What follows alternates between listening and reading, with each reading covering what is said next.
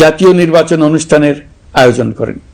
আপনারা সকলেই দোয়া করবেন যেন সুন্দরভাবে নির্বাচন অনুষ্ঠান করে এদেশের সকল নাগরিক একটি নতুন বাংলাদেশ গড়ার কাজে সফলভাবে এগিয়ে যেতে পারে। আমরা সরকারের পক্ষ থেকে এই নির্বাচন যাতে সুষ্ঠু, শান্তিপূর্ণ এবং উৎসব মুখরভাবে সম্পন্ন করা যায় সেই জন্য সকল প্রকার সাহায্য সহযোগিতা প্রদান করব। এবারের নির্বাচন যেন আনন্দ উৎসবের দিক থেকে, শান্তি শৃঙ্খলার দিক থেকে, ভোটার উপস্থিতির দিক থেকে, সৌহার্দ্য ও আন্তরিকতার দিক থেকে দেশের ইতিহাসে স্মরণীয় হয়ে থাকে। সেই জন্য সকল আয়োজন সম্পন্ন করতে আগামীকাল থেকে আমরা সকলেই মানসিক প্রস্তুতি ও প্রাতিষ্ঠানিক আয়োজন শুরু করব। নির্বাচনে ভোটারদের সম্পর্কে দুই একটা কথা বলতে চাই। এবার আমরা প্রবাসী ভোটারদের ভোট দেওয়ার আয়োজন নিশ্চিত করতে চাই। অর্থনৈতিক দিক থেকে সম্পূর্ণ বিধ্বস্ত বাংলাদেশ যে আবার দ্রুত ঘুরে দাঁড়াতে পেরেছে তার বড় কারণ হলো আমাদের রেমিটেন্স যোদ্ধাদের ঐতিহাসিক অবদান। নির্বাচনে তাদের অংশগ্রহণ নিশ্চিত করার জন্য নির্বাচন কমিশন প্রস্তুতি নিচ্ছে। নারী ভোটাররা যেন দেশের সর্বত্র নির্দ্বিধায় আনন্দোৎসব সহকারে তাদের ভোট দিতে পারে এটা নিশ্চিত করতে চাই। এবার যেন কেন্দ্রে কেন্দ্রে নারী ভোটারদের ঢল নামে, আমরা সেই লক্ষ্যে সমস্ত ব্যবস্থা গ্রহণ করব। দেশের মানুষের ভোটাধিকার কেড়ে নেবার কারণে গত 15 বছর ধরে নাগরিকবৃন্দ ভোট দিতে পারেনি। এবারের নির্বাচনে আমরা আমাদের বকেয়া আনন্দ সহ মহা আনন্দে ভোট দিতে চাই। এবারের নির্বাচনে জীবনে প্রথমবার ভোট দিতে যাবে এরকম ভোটাররা নানা উৎসবের মধ্য দিয়ে ভোট কেন্দ্রে যাবে, তাদের এই দিনটি স্মরণীয় করে রাখার জন্য। এর মধ্যে নতুন নারী ভোটার থাকবে, নতুন পুরুষ ভোটার থাকবে, এর মধ্যে এমন ভোটার থাকবে যারা 15 বছর আগে থেকেই ভোট দিতে পারত কিন্তু জীবনে একবারও ভোট দিতে পারেনি। এর মধ্যে আসবে যারা 10 বছর আগে, 5 বছর আগে ভোট দিতে পারত কিন্তু পারেনি। আর আসবে ভাগ্যবান ও ভাগ্যবতীর দল যারা এই প্রথমবার ভোটার হওয়ার যোগ্যতা লাভ করলো এবং সঙ্গে সঙ্গে ভোট দেওয়ার সুযোগও পেয়ে গেল। নির্বাচনের দিনকে আমরা ঈদের উৎসবের মতো করতে চাই। এবারের ভোটের আনন্দ থাকবে সবার মধ্যে। আপনারা সবাই বাচ্চা কাচ্চাদের নিয়ে ভোট কেন্দ্রে যাবেন। নাগরিক অধিকার প্রয়োগের মহা আনন্দ পরবর্তী বংশধরদের কাছে তুলে ধরার জন্য এখন থেকে প্রতিদিন আলাপ আলোচনা করুন। আপনার এলাকায় ভোটদান ব্যবস্থা কেমন হলে সুন্দর হয়, কেমন হলে আনন্দমুখর হয় সেটা আগে থেকে ঠিক করার জন্য নতুন বাংলাদেশ গড়ার কাজের ভিত্তি রচনা হবে এবারের নির্বাচনে। তার জন্য প্রস্তুতি নিন। প্রিয় দেশবাসী, দেশের ইতিহাসে এখন পর্যন্ত যতগুলো বড় সংঘাত, সহিংসতার ঘটনা ঘটেছে তার সবগুলোর নেপথ্য কারণ ছিল ত্রুটিপূর্ণ নির্বাচন। ত্রুটিপূর্ণ নির্বাচনের মধ্য দিয়ে কোনো দল যদি গায়ের জোরে নির্বাচিত হয়ে ক্ষমতায় আসে তার চূড়ান্ত পরিণতি কি তার জুলাই অভ্যুত্থান আমাদের দেখিয়ে দিয়েছে। আমরা ইতিহাসের কলঙ্কিত কোন অধ্যায়ের পুনরাবৃত্তি আর করতে চাই না। আপনারা প্রত্যেকেই অবগত আছেন একটা গোষ্ঠী নির্বাচনকে বাধাগ্রস্ত করার জন্য উন্মুখ হয়ে আছে। তারা দেশের গণতান্ত্রিক অগ্রযাত্রাকে ব্যাহত করতে দেশের বাইরে বসে ভেতরে থেকে নানা অপচেষ্টায় লিপ্ত রয়েছে। আমাদেরকে অবশ্যই খেয়াল রাখতে হবে তারা যেন নির্বাচনকে সংঘাতময় করে তোলার কোনো রকমের সুযোগ না পায়। মাথায় রাখবেন, পরাজিত শক্তি নির্বাচনের আগ পর্যন্ত বারবার মাথাচাড়া দিয়ে ওঠার চেষ্টা করবে, কিন্তু একটি অবাধ, সুষ্ঠু, নিরপেক্ষ নির্বাচন সফলভাবে আয়োজন করা গেলে অপশক্তির পরাজয় চূড়ান্ত হবে। নির্বাচন সংক্রান্ত বিষয়ে প্রতিনিয়ত পরামর্শ নেওয়ার জন্য আমরা প্রযুক্তির সাহায্য নেব। এই জন্য একটি অ্যাপ তৈরির উদ্যোগ নিচ্ছি। দ্রুত এই অ্যাপটি চালু হবে। আপনারা আপনাদের সকল পরামর্শ, সকল মতামত, সকল আশঙ্কা এবং উদ্যোগের কথা এই অ্যাপের মাধ্যমে আমাদেরকে জানাবেন। আমরা তা যথাযথ কর্তৃপক্ষকে জানিয়ে দেব, সমস্যা সমাধানের জন্য ব্যবস্থা নেব। রাজনৈতিক দলগুলোর প্রতি আমার আহ্বান থাকবে, আপনাদের নির্বাচনী ইশতেহারে, আপনাদের প্রতিশ্রুতি, প্রতিজ্ঞা, পরিকল্পনায় কোনো কিছুতেই যেন তরুণরা বাদ না পড়ে, নারীরা বাদ না পড়ে। মনে রাখবেন, যে তরুণ তরুণীরা বাংলাদেশকে বদলে দিয়েছে তারা বিশ্বকেও বদলে দেওয়ার ক্ষমতা রাখে। আপনার দল থেকে তাদেরকে সেই সুযোগ দেওয়ার উদ্যোগ নেন। আগামী নির্বাচনে সবাই নিরাপদে যার যার পছন্দের প্রার্থীকে ভোট দেবে, এটা নিয়ে কারো কোনো আপত্তির সুযোগ রাখা যাবে না। আমরা সবাই সবার পছন্দের প্রতি সম্মান দেখাবো, এটাই হোক আমাদের প্রতিজ্ঞা। প্রিয় দেশবাসী, আপনারা জানেন সরকার দায়িত্ব গ্রহণের পরপরই দেশের দক্ষিণ ও উত্তরাঞ্চলে যে ভয়াবহ বন্যা পরিস্থিতি তৈরি হয়েছিল তা ফসল উৎপাদনে ব্যাপক ক্ষতি সাধন করেছে। এর ফলে নিত্য প্রয়োজনীয় পণ্যের মূল্য বৃদ্ধির আশঙ্কা হয়েছিল।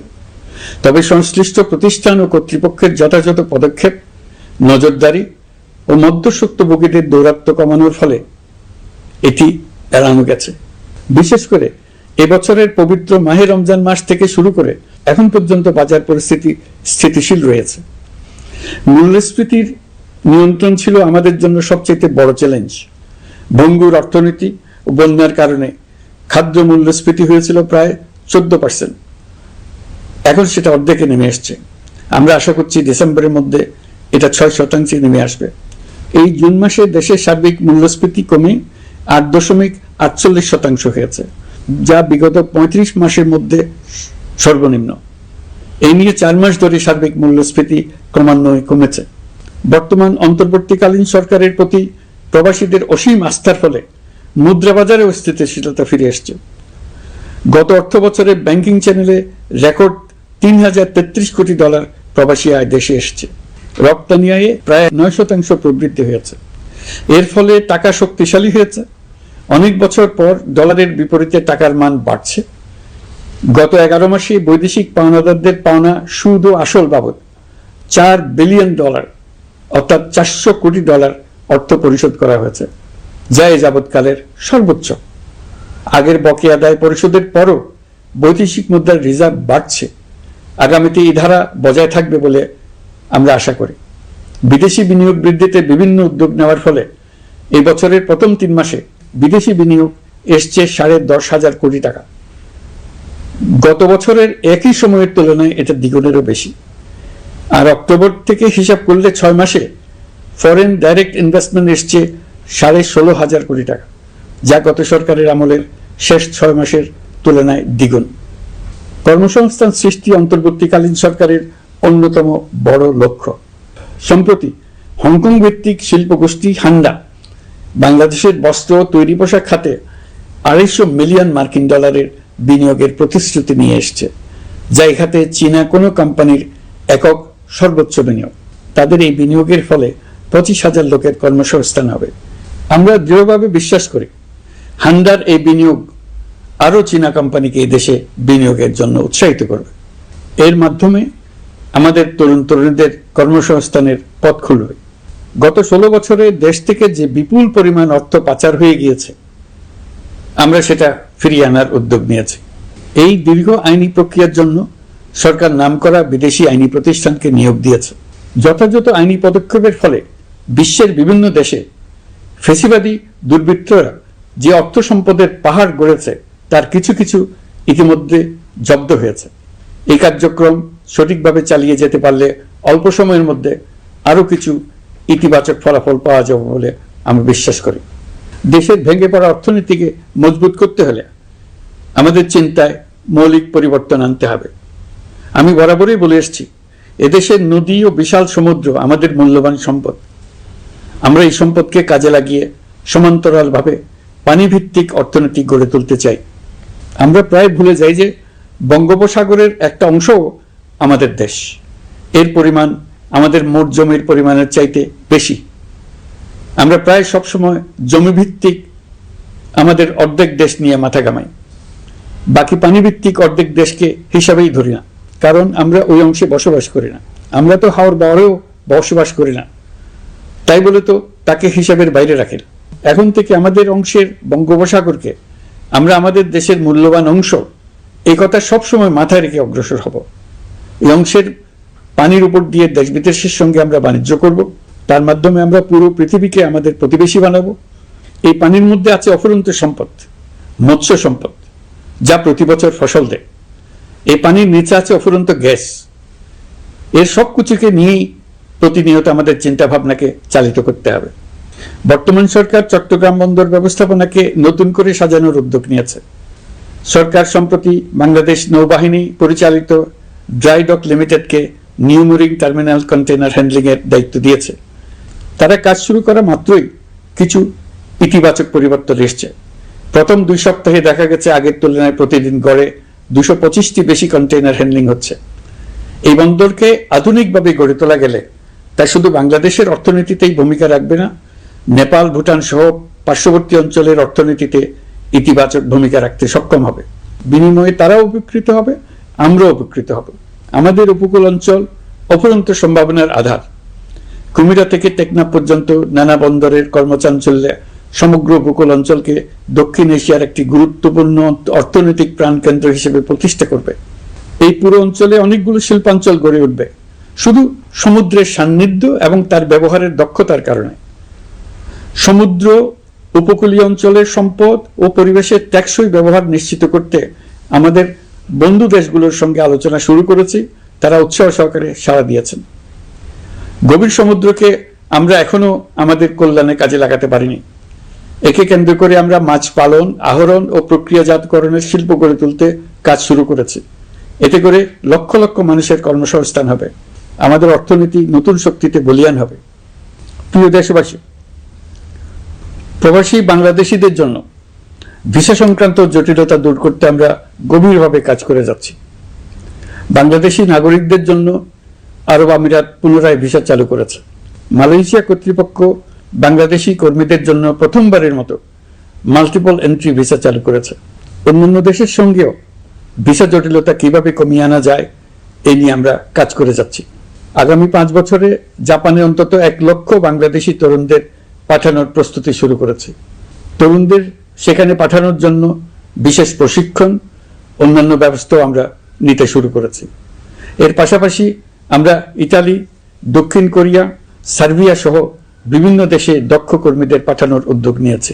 সৌদি আরব, জর্ডান, ওমান সহ বিভিন্ন দেশে নথিপত্রের কারণে যে প্রবাসীরা ইরেগুলার হয়ে গিয়েছিলেন তাদেরকে রেগুলারাইজ করার জন্য ব্যবস্থা নিয়েছে। আমরা বিভিন্ন দেশের সঙ্গে বিদ্যমান চুক্তিগুলোকে পর্যালোচনা করে দেখছি যাতে আমাদের প্রবাসী ভাই বোনদের জন্য সেগুলো স্বস্তিদায়ক হয়। দেশে এবং দেশের বাইরে বাংলাদেশের নাগরিকরা যে যেখানে অবস্থান করছে তারা যাতে সব ধরনের নাগরিক সুবিধা পান, আমরা সেই বিষয়ে উদ্যোগ নিয়েছি। চলতি বছর আমাদের নানা উদ্যোগের ফলে প্রায় 87,000 বাংলাদেশি সুষ্ঠুভাবে হজ পালন করতে পেরেছেন। হজের ব্যয় অন্যান্য বছরের তুলনায় আমরা কমিয়ে আনতে পেরেছি। হাজিরা যাতে নির্বিঘ্নে হজ সম্পন্ন করতে পারে সেজন্য লাব্বায়েক নামে অ্যাপ চালু করেছে, যার মাধ্যমে ঘরে বসেই হাজিদের আত্মীয় স্বজন, পরিবার পরিজন তাদের অবস্থান প্রতি মুহূর্তে জানতে পেরেছেন। এবছর দক্ষিণ এশিয়ার অন্যান্য দেশগুলোতেও আমাদের হজ ব্যবস্থাপনা প্রশংসিত হয়েছে। আগামী বছরের হজ ব্যবস্থাপনা যেন আরো নির্বিঘ্নে সম্পন্ন করা যায় সেজন্য মন্ত্রণালয় এখন থেকেই প্রস্তুতি নিতে শুরু করেছে। প্রিয় দেশবাসী, জুলাই গণঅভ্যুত্থানে তরুণ শিক্ষার্থীদের পাশে ঢাল হয়ে দাঁড়িয়েছিলেন আমাদের বাবা মা ও শিক্ষকরা। আমাদের বাবা মায়েরা তাদের সন্তানকে বহু কষ্টে বড় করে বিশ্ববিদ্যালয়ে পাঠায়। লেখাপড়া শেষ করে অনেক ছাত্র অসুস্থ হয়ে বের হয়। এর কারণ আবাসিক হলের নোংরা পরিবেশ, খাবারের নিম্নমান, তার উপর দলীয় সন্ত্রাসীদের দমনপীড়ন।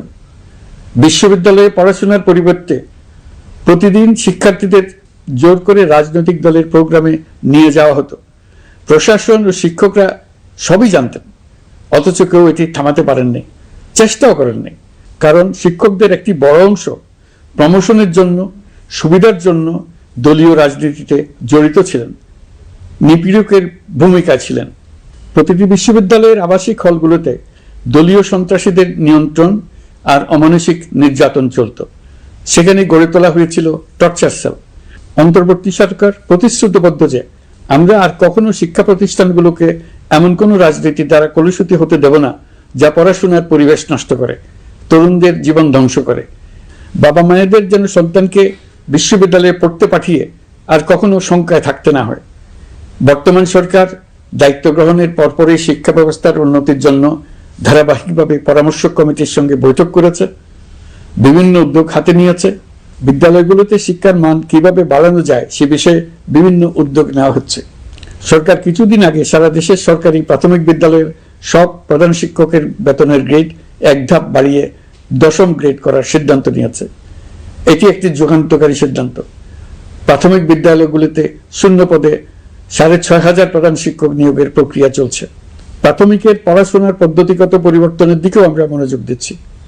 সব স্কুলে ইন্টারনেট সংযোগ ও মাল্টিমিডিয়া শ্রেণীকক্ষ তৈরির নির্দেশ দেওয়া হয়েছে।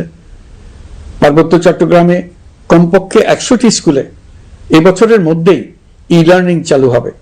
ঢাকা চট্টগ্রামের অভিজ্ঞ শিক্ষকরা প্রযুক্তির সহায়তায় এসব স্কুলে শিক্ষকতা করে সেখানকার শিক্ষক ঘাটতি পূরণ করবেন। যেসব এলাকায় বিদ্যুতের ঘাটতি রয়েছে সেখানে সোলার প্যানেল বসিয়ে বিদ্যুতের ঘাটতি নিরসন এবং মোবাইল নেটওয়ার্ক ও স্টারলিংক পরিষেবা ব্যবহার করে এই সংকট মোকাবেলা করা হচ্ছে। স্কুলগুলোতে মেয়েদের জন্য বিশেষ ব্যবস্থা গ্রহণ করে তাদের পড়াশোনার উপযোগী করে তোলা হচ্ছে। স্কুলের অবকাঠামোকে নারীবান্ধব করে তুলতে স্কুল ভবন নির্মাণের সময় কমিটিতে নারী স্থপতি রাখার নিয়ম করা হয়েছে।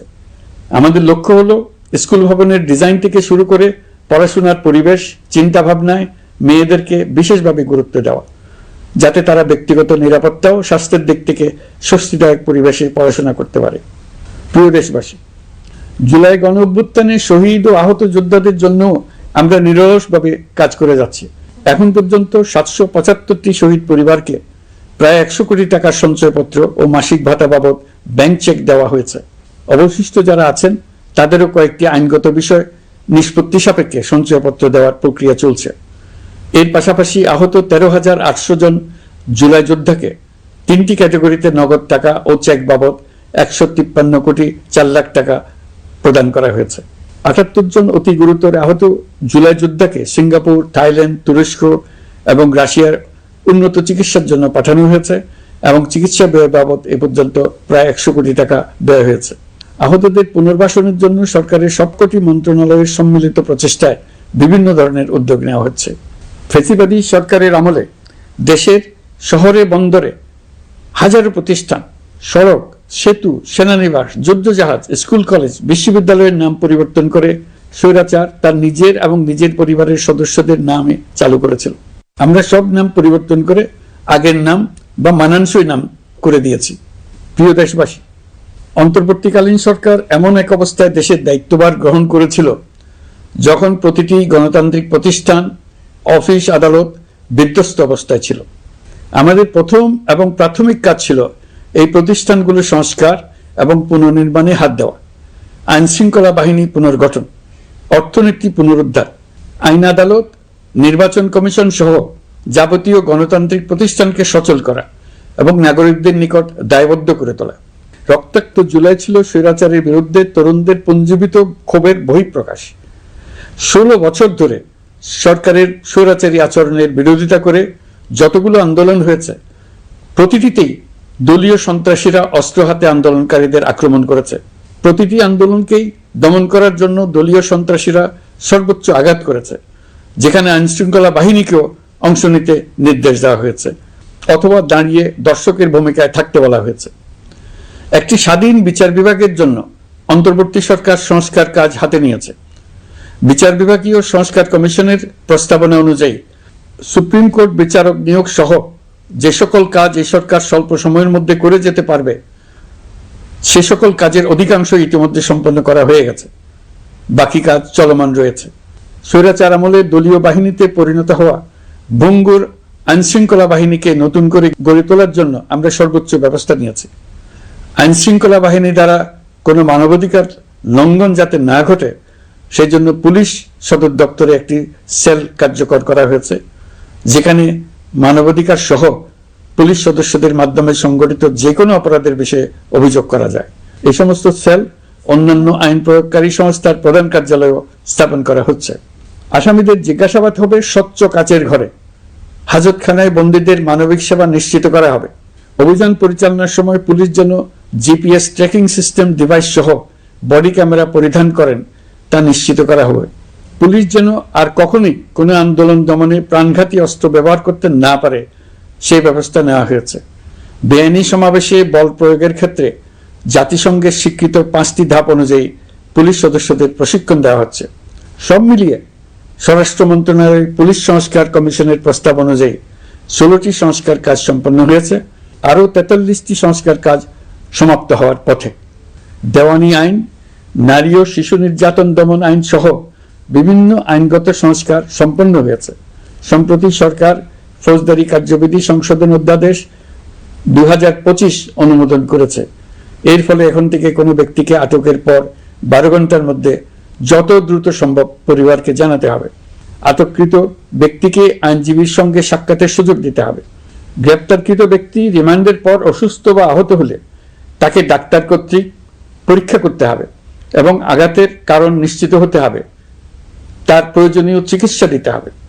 এক্ষেত্রে পুলিশের দায় থাকলে আইনি ব্যবস্থা নেওয়ার বিধান যুক্ত করা হয়েছে। এই আইনের ফলে গ্রেফতার ও আটক নিয়ে মানুষের হয়রানি অনেক কমে আসবে, পুলিশের জবাবদিহিতা বাড়বে এবং বিচারের কাজ দ্রুততর হবে। পুলিশ সংস্কার কমিশনের সুপারিশ ছিল কোনো ব্যক্তি থানায় জিডি করতে গেলে অবশ্যই তা গ্রহণ করতে হবে। জিডি গ্রহণ করা ছাড়া থানা থেকে কোনো ব্যক্তিকে ফিরিয়ে দেওয়া যাবে না। এই সুপারিশের ভিত্তিতে সরকার সিদ্ধান্ত নিয়েছে দেশের সব থানায় অনলাইনে জিডি করা যাবে। এখন থানায় জিডি না নেওয়ার আর কোনো অভিযোগ থাকবে না। গণতান্ত্রিক চর্চার অন্যতম প্রধান শর্ত গণমাধ্যমের স্বাধীনতা।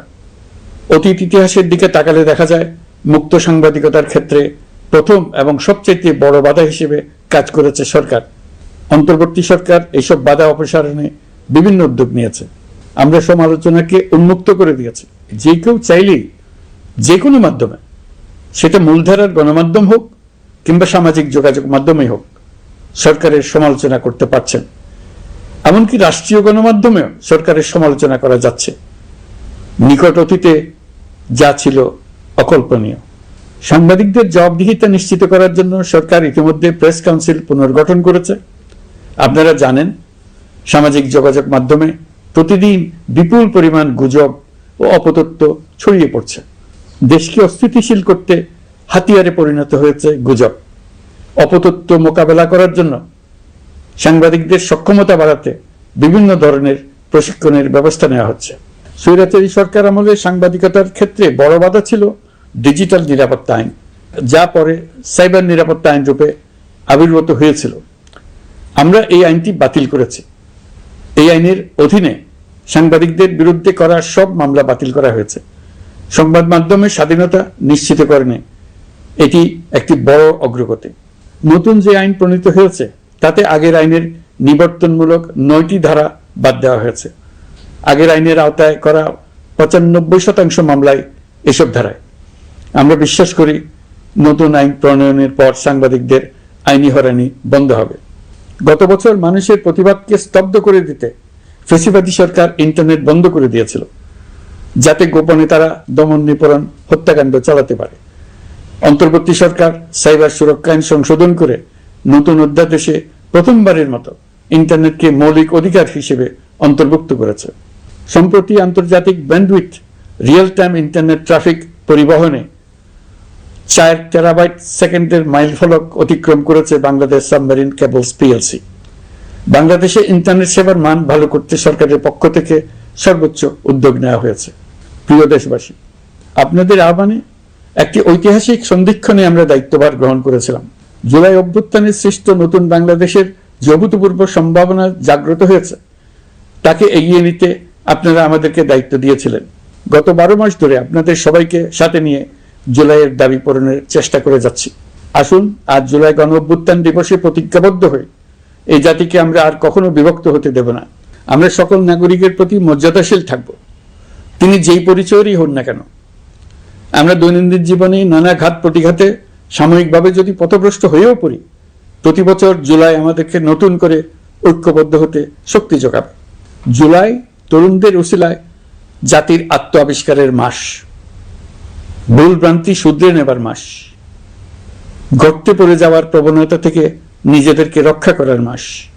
জুলাই গ্রামে গঞ্জে, সরকারি বেসরকারি স্কুল কলেজে, বিশ্ববিদ্যালয়ে, ফসলের মাঠে, ঘরে বাড়িতে কিশোর কিশোরী তরুণ তরুণীদের কাছ থেকে তাদের আকাঙ্ক্ষাগুলো জেনে নেওয়ার মাস। নির্বাচন আসছে। যদি আপনি আপনার নির্বাচনী এলাকা থেকে দূরে বসবাস করেন, তবে এখন থেকে নিয়মিত নির্বাচনী এলাকা পরিদর্শন করুন, যাতে সেরা ব্যক্তিকে নির্বাচিত করতে আপনি প্রস্তুত হতে পারেন। যাদের তাজা রক্তের বিনিময়ে আমরা আমাদের এই অতি মূল্যবান অধিকার ফিরে পেলাম। ভোটটা দেওয়ার আগ মুহূর্তে যেন তাদের চেহারা আমাদের চোখে ভেসে ওঠে। ফেব্রুয়ারি বেশি দূরে নয়। নির্বাচন নিয়ে প্রস্তুতি নিতে নিতেই ভোটের দিন এসে পড়বে। বহু বছর আমরা কেউ ভোট দিতে পারিনি। এবার আমরা সবাই ভোট দেব, কেউ বাদ যাবে না। সবাই যেন বলতে পারি, নতুন বাংলাদেশ গড়ার পথে দেশকে রওনা করার জন্য আমি আমার ভোটটা দিয়েছিলাম। আমার ভোটে দেশটা সে পথে রওনা হতে পেরেছিল।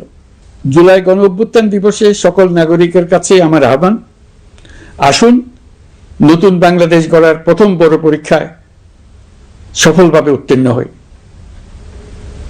মহান আল্লাহ আমাদের সহায় হন।